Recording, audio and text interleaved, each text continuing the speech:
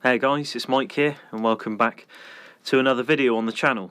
If you watched the last video, me and Mons are out doing an overnight camp in the wilderness together. And in that video I kind of just showed you the processes of which I go through when I'm out wild camping and I don't really want to leave a trace and I want to bring in all my own equipment. In this video what we're going to do, because I had so many questions about what kind of weight I'm running and the kind of changes I've made to my gear, I'm going to detail my kit, how it's changed, what I'm running this time of year, how much it all weighs, and kind of talk about how it's going to change. I'm going to need a new sleep system that goes down to at least -25 comfort, so things do have to change a bit, but I'll show you how that all works.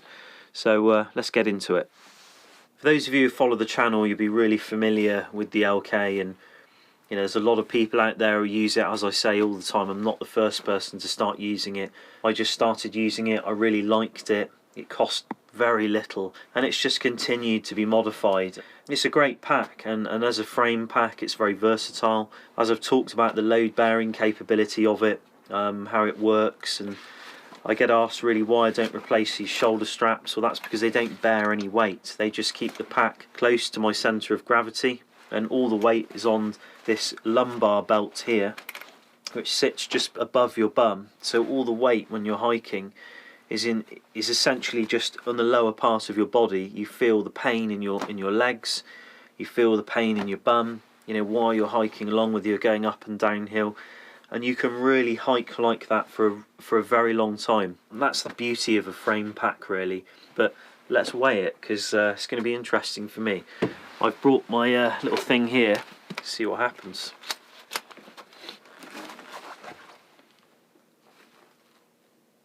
So there we go, 16 kilos, 36 pounds. So I wasn't far off. I was a kilo off, actually. That is quite a lot of weight. So we're looking at 16 kilos. Before we get into the pack, obviously I carry some items on my person. I dress accordingly for the weather, but I always pack extra clothing, usually t-shirt, underwear and some bed socks, as well as a bigger jacket to go over the top of myself, given the kind of fluctuation in temperatures between day and night at the moment. But on my person I would usually carry my gloves, and they're normally clipped on my side. When the pack's in storage they hang on the D-ring at the front there. My hat normally goes in the pack too, and so does the gear I've got on my belt. You've seen what I've worn on my belt kit before. I have my knife, which is a Fieldmaster RWL34 knife made by Lee from LB Custom Knives.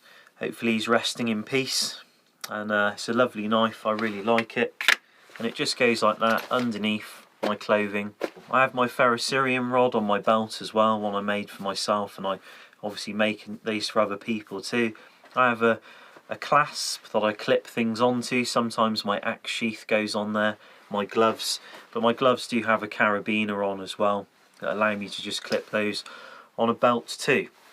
On the other side I have a clip, and that clip allows me to put my silky Zubat on there, so when I move away from camp I've got my saw on me, I've got my tools on me, I've got my gloves on me, and sometimes I have my med kit on me, which I'll show you in a bit, but that's a pretty new addition, so I haven't had that luxury just yet.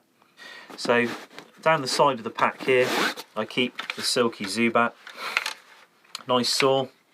Done a saw video, we've talked all about the kind of saws and what they do and what the blades are designed for. I carry the Zubat at the moment, and that's kind of just what I roll with. And I get on quite well with it. It cuts fast, it cuts aggressively, processes hard wood here that's frozen in the winter nice and quick, and I really like it. You can see the other side here, I've got my axe. This is a Hultifer's Classic Hunter, but I mentioned a little while ago on Instagram I actually lengthened the handle on it to a 26-inch handle. It was originally a 21. It required a new handle. It had been used on bushcraft courses and lent to students for many years. It had been quite badly abused, and around here there was a lot of damage, not the leather but underneath the leather in the wood grain, where people have been overstriking it, a bit like this axe here. You can kind of see the damage on there from overstrikes, and eventually, you know, water gets in, the grain gets compromised, and the head starts to wobble around a bit. So I put a bigger handle on, and I wanted a bigger handle because of where we live in Scandinavia, in, well, I say the north, I suppose it is, but It's the lower part of the north, so South Lapland, but in the winter the wood gets hard, you know, it's very frozen. It's nice to have a bit of extra power behind that 2-pound head, and it really does help. But I've connected it to the pack in a quite an interesting way, and I'll give you a bit of a close-up of that. At the top we have some thick straps that just go around a fork in the frame just to stop it coming out, but at the bottom is really where it connects with an M8 bolt that goes through the aluminium frame, and it's also what secures this add-on piece I've put here at the bottom too at the frame. And you just have a knob that you twist on that's just threaded for M8, just has a brass insert in it. You can buy those off eBay really cheap. I just got that off some piece of junk I found in the garage basically, but it works really well and it keeps the axe really secure. The only downside is when you take it off you have to immediately screw it back on a bit so you don't misplace it, or else it will just disappear. But it's a nice little adaptation, and what I might do is just have a lanyard going to the knob, so if I unscrew it and it falls loose it doesn't drop off. On this side of my pack I have my cook kit, but just behind there, slipped in where this pocket's been stitched on, I have a millbank bag. And a millbank bag is a type of water filter, and it's really just used for taking the turbidity out of water. So particles of soil, for example, it's very good for that. But in the top here is my brew kit, and this is just tea, powdered milk basically in tea bags. Sometimes I put a bit of chaga in there if I find it. I made some chaga tea when I was out camping the other day with Monts. It's a real nice thing to have. In the top as well you've got a spork, titanium spork. Never really used anything else for years.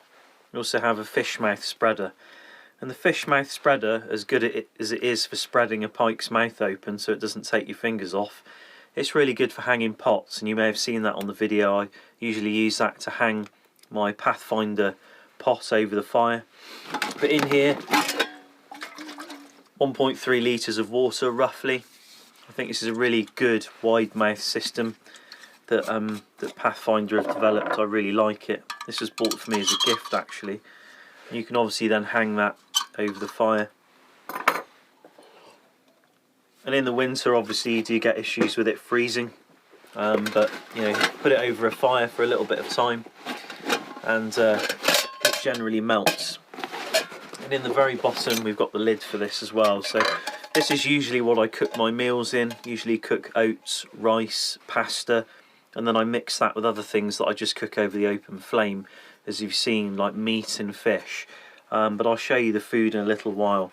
But this isn't the original Pathfinder canteen. This is one I picked up off eBay. The reason being is that the Pathfinder mug has kind of like some sharp things that stick out the back, and it was really damaging the pouch, and it was a bit of a tight fit.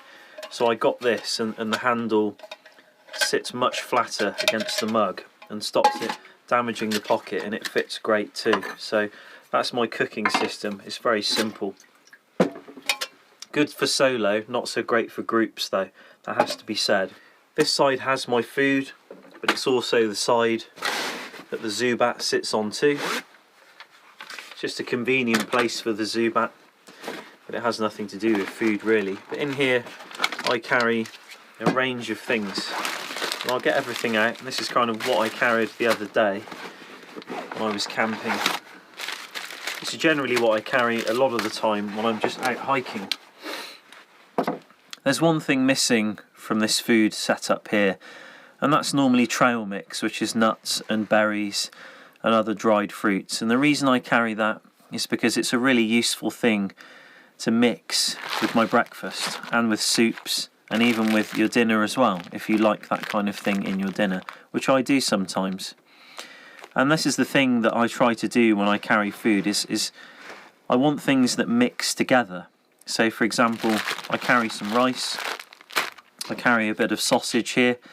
This isn't the nicest sausage that I normally carry, and I don't normally eat this kind of thing at home. It's more of something I carry when I'm camping because it has a lot of fat in it. It gives you a lot of energy, and it can essentially just be chopped and cooked over a fire, then sliced and then added to something like rice, or added to something like pasta, or even polenta. And you could even add it to oats if you wanted to, but I don't think it would go too well, and that's kind of where the trail mix comes in. So normally what I would say is this is 2 meals, this rice here.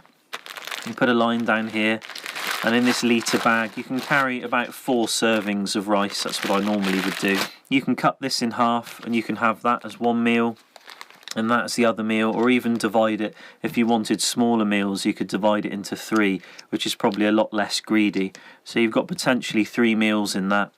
Here you've got about 3 breakfasts out of that, small breakfasts, 2 big breakfasts. If you add trail mix to that, you can pack it out even more. You've got a little bit of soup here. I mean, this is not something I carry very often, these soup sachets, but I tend to drink tea most of the time, if I'm honest with you. But you know, it's a little bit of, it's some calories and it's some flavour, and it's surprising what that'll do for morale around the fire. Corny Bigs or trail bars, this is just the cheapest one I can find in Sweden. They don't have many options here where I am in Åsele, but I carry about 3 of these, and it's just something to snack on when, let's say, you just get a bit peckish, it's not quite time for dinner yet. You can just eat one of these, then carry on with preparing the fire and waiting, and then, you know, get your dinner on. Tins of fish, you can add fish to rice too, or you can have this for lunch with some rice. If you're going out in the wilderness, if you're cutting down trees, you're carrying them by hand and you're building a shelter, food is going to be something you want to consider, and this probably will not be enough, I can assure you. If you're working extremely hard, if you're in a really cold climate, this food's not going to be enough. You know, I add more food in the winter, but I have to really think about where you're getting your calories from and really buy the right food, essentially. And if you want to carry extra, you can just put it inside the pack, and that's what I've normally done, and I've not had a problem with space, because the sleep system can come outside onto the top of the pack. But obviously I put up a tarp, I'm going out with equipment, I'm camping in an area that I'm leaving, and I'm not leaving a trace. That's the way I like to do things, so I don't need to carry masses of calories to support a big building operation that's going to happen out in the wilderness. And my pack works really well with my body, with the weight, and I can carry it very comfortably and not feel that weight too much because of the frame system. So it's energy efficient is what I'm trying to say. My system is for me represents energy efficiency. So these 2 side pouches on the LK are not standard, they're British military. The type of pouch it is, I can't tell you. I've tried to look for them so many times, and the original seller just doesn't have them in stock anymore. But you can find a lot of pouches that you can stitch onto the LK, or even add molle onto it, for example. The other pouch that's on the front there is the medical pouch, and that's probably one of the most important pouches on the outside. So in order to take a look at that, we just take the front of the pouch off, and you'll be able to see that there's 2 straps that come off the top of the frame.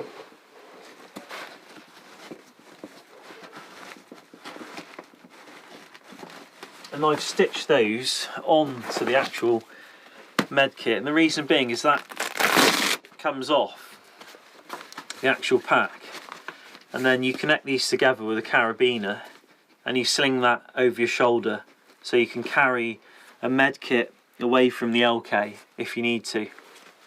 The pouch is made by Miltech. I think it's a really nice little pouch actually, and this head torch here was actually originally Megan's. It's just a cheap one, but the thing I liked about it is it charges up, so you don't change the batteries in it. And in the Jeep I've obviously got all the charging gear, so if I'm driving out to somewhere and I forgot to charge it, you can charge it in the car, or charge it with solar if you're out for a long period of time. If I open the pack up, it's not a big med kit, but it's a good little personal med kit for me.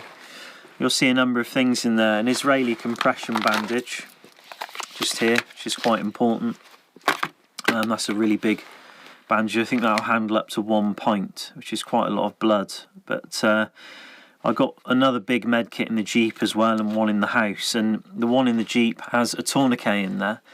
And that's something I want to get for this too, because I have done my first aid for work and various things, and they trained us on using tourniquets, and it's something I think you really need out here. This is just some basic hygiene stuff. So we've got a toothbrush, we've got some tick removal stuff. Fortunately you don't get many ticks up here in the north. Some tweezers, and also a mirror as well. I think a mirror is quite underrated.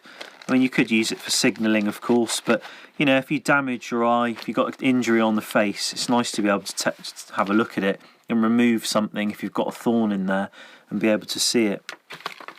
Got some clamps as too. Normally I use that for fishing, but I just have it in there because it's quite a useful thing. Got some fabric scissors. Have a repair kit for my Thermarest bag. That's just the label. In here, just some smaller bandages, just for lighter work. Some toilet roll in the form of a pack of tissues. I do like to use a bit of moss as well, I'll be honest with you. Not everyone's cup of tea. Snow's good as well. We've got some Soothe Burn Gel. Now, I was really not thinking this was any good, but a friend of mine put it on to me and I've used the other sachet. My God, does it make a difference. Really nice. We've got three little, well, two actually, containers here. Some Ziplocs. I've got some pills, things like aspirin, things if you have an allergic reaction. I've also got sort of band-aids or plasters, as you call them back home, and some other types of gauze as well that you can use for various. I mean, this is what gets used the most, to be honest with you. So that's just my personal med kit. There could be other things added to that, like a tourniquet, you know, maybe some other hygiene equipment. Like I actually have something else in there that I use for hygiene too, which I'll show you in a bit, but it's just a very basic little med kit. But this really just leaves us to what's inside the backpack. Now, what I had the other day at the top was my winter jacket. This is just a really warm winter jacket, and I actually picked this up brand new at a second-hand shop for £11. It's actually a snowboarding jacket. It's made by Rixons.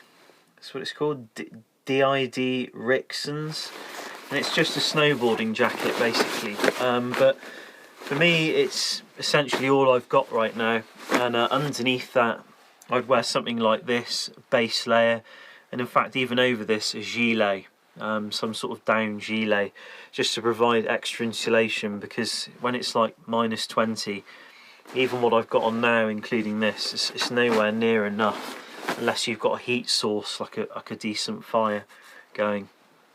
But other than that, I have my fishing rod just here. I've shown you that the other day. It's just a basic telescopic fishing rod that I use for general fishing. It's quite a stiff rod actually. It's really good for pike. It's not so good for small fish. I also have like an Abu Garcia rod, a 2-part rod, which is much nicer than this to fish with. But this is great, you know, for the backpack, because you can just pack it away and it's really light. Inside the pack I have my sleeping bag. This is a Laminar Flame sleep system in an Ortlieb waterproof 12-litre compression sack, and that compresses it down very nicely. But you don't want to leave it like that or you will destroy the insulation in the bag. I've just packed it up like that today for you guys to bring out my gear. But this goes down comfortably for me to about -1. I start to really feel the cold below that, and that's why I need a new sleep system. In here I have another piece of my hygiene, a Shamag scarf. I use this to wash my face, I use it to wash behind my head. I've even used it to wash my body in the summer when I've gone for swimming in lakes. So again, you know, actually quite a valuable thing. Other things I've got in there, my reel for my rod, Abu Garcia reel. I don't always carry my fishing gear on me. It really depends what I'm doing. But given there are lakes everywhere here in Sweden, and 99% of the time I'm camping by a lake or a river because I want water for washing my stuff, for hygiene, for drinking, for cooking, you know, I take my rod with me because you know, you get a permit for the year, it covers a massive area, and it isn't much to buy a little bit more for another permit to do something else with. Saying that, when I obviously do fish, I carry my fishing gear on me, and this is really what I carry, and we'll take a look at that now. The rod's nothing special, so I'm not going to show you that.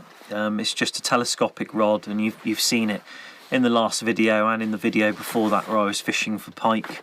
But inside here, if I do go out fishing, I just carry a few bits and pieces with me.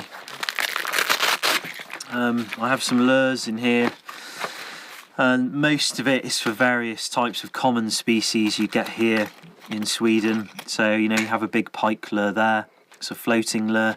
You have a deep diving lure there, another lure that's good for pike, but I've also caught perch on this too. You have some other fish here. I mean, this is really good for pike as well. I've also caught perch on it. This is quite good for pike and perch as well. You know, you catch a lot of the same species on different things, but this is actually quite good for trout as well, as is that there, which is nice for trout. And this is just a general spinner.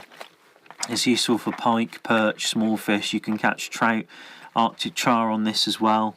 Even grayling, you know, you can catch grayling on these sort of lures. But this lure here is for the reeds, and it's got some prongs, some antennae on the bottom, stops it getting caught up in the reeds. I use that a lot actually, and I've caught pike and perch on that too. You've also got other things in here like pike wire and spare monofilament line and hooks and sinkers for the ice fishing kit in the winter when you go out ice fishing. But you also have to carry a huge auger for that as well, which obviously adds a lot of weight to the kit. But these are just lures, you know. Fishing with live bait in Sweden is illegal. You do fish with maggots when you're ice fishing in the winter, but I carry quite a lot of, I mean, I don't need to carry all this stuff, and it isn't really bushcraft, but it's an avenue to catching fish. And when you do catch them and you eat them, it's really good to add to your food while you're camping. But that's my fishing gear anyway. That's generally, I just stick with that setup. I've got a lot more lures and things and another rod, like a 2-part rod, which is much nicer to fish with. But 90% of the time when I go out into the wilderness, I have this kit on me because it serves all purposes for me. It's the jack of all trades, master of none, and I can do a bit of everything. There's not too much left in the pack now. Just here we've got some spare clothes. This is spare socks, spare underwear, and a spare t-shirt, a synthetic t-shirt. And this is really important to carry stuff like this. Obviously hygiene, something you really don't see enough of. I find when I'm out camping with people, you just never really see people sort of do much with hygiene, with brushing teeth, with washing faces and washing all other sorts of parts of your body and changing clothes. So having something like this really makes a difference. And bed socks, I think these are Norwegian socks and they're synthetic. I do prefer wool myself, but they're lined, they're extremely warm. I find when I go to bed, having cold feet is the last thing you want when you're out camping, or you will not sleep properly. So in the winter months, you know, autumn now, early spring, things are cool still. You know, carrying a set of bed socks makes a difference. But yeah, if you start sweating a lot in the winter and you'll get extremely cold, you will freeze badly. So it does help to carry some clothes so you can change and dry off and do various other things. But the last thing you've got now, the last main thing anyway, is essentially my bivvy bag, which is a Dutch Army bivvy bag, and my inflatable sleep mat, which is a Thermarest all season SV, which has got a 4.5 R rating. It's a very, very good sleep mat, and you can use it in extremely low conditions, so I don't necessarily need another sleep mat.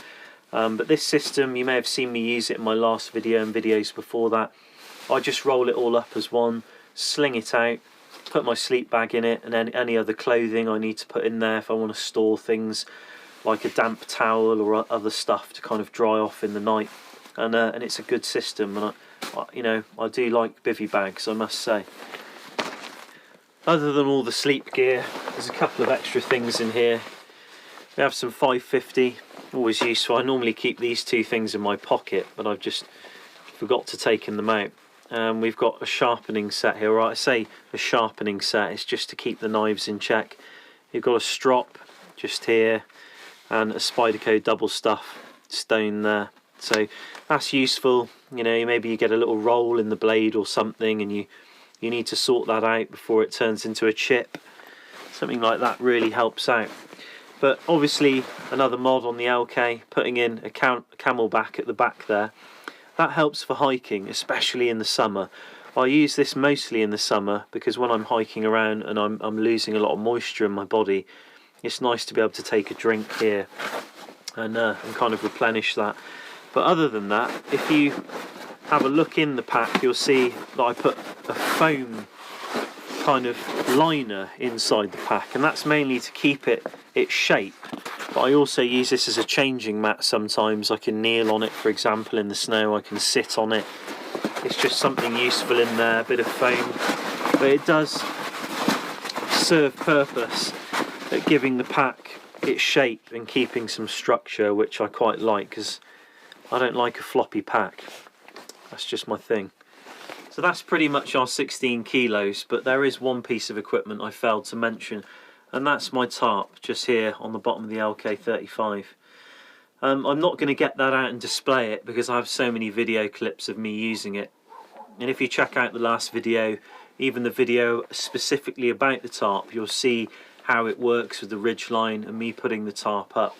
And it's a really useful system. It lives in the dry bag. I called it the quick deployment tarp setup, and there is a video specifically about that you can check in the description. It's a DD tarp, a 3 metre by 3 metre in coyote brown, and I really like their tarps. I think they're affordable, they're lightweight, they're strong. They're not as heavy as a canvas tarp, so they're not as good in the wind. They blow around a lot, but for where I am in the forest, they're perfect. Well, I hope you found this video useful, and it shed some light on what I was carrying in that video I did the other day with Monts, and just general questions about my kit, how much it weighs. You know, I don't know whether people think that's a heavy pack or not. Personally, I don't think it's too heavy. I think it's fine, and you know, a little bit heavier, a little bit lighter, around about that weight's good for me. I don't have the lightest technology in my kit. I mean, look at my bivvy bag. You know, it's a pretty bulky bivvy bag. The sleep mat inside weighs 18 ounces, so that's pretty damn good. But the bivvy bag itself, yeah, it's kind of heavy. The tarp could be a lot lighter. You know, this is a fairly weighty tarp. You know, probably over 1 kilo, this setup here. And the rope I use is pretty thick too for my ridgeline. So there's lots of bits of kit here that could be lighter. You know, a lot of people run with titanium. I run with stainless steel.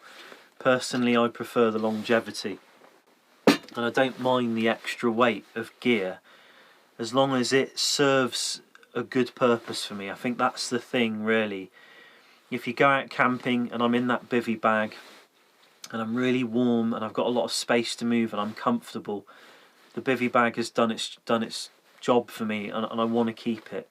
You know, I've used the Snug Pack bivvy bag, the Special Forces one. I didn't like it. Not breathable enough. Too tight, and you can't have a big fat sleep mat in there, or else you've got no lofting space. You're just kind of compressed into it. So there are things that aren't ideal here for everyone, but for me, this is what I run with, and this is what I'm happy with. And I don't mind the extra weight, provided the equipment makes up for it in its functionality. But I will obviously be getting a new sleep system for the winter. I'll keep you updated on that. And you can join me and Monts again on another trip out in the wilderness in a couple of days' time, although that video will be out next Sunday. But the YouTube notification system is garbage, so if you do want to be notified of new videos, you can click the bell icon below and it will keep you notified. But other than that sales pitch, you don't have to watch if you don't want to. I'll still do the thing I want to do out in the woods, and you can join me if you want to. Thanks again for watching, guys. Better go and find the dog. He's gone off on a mission on his own because he's bored to death listening to me. And I'll see you soon. Take care. Monts!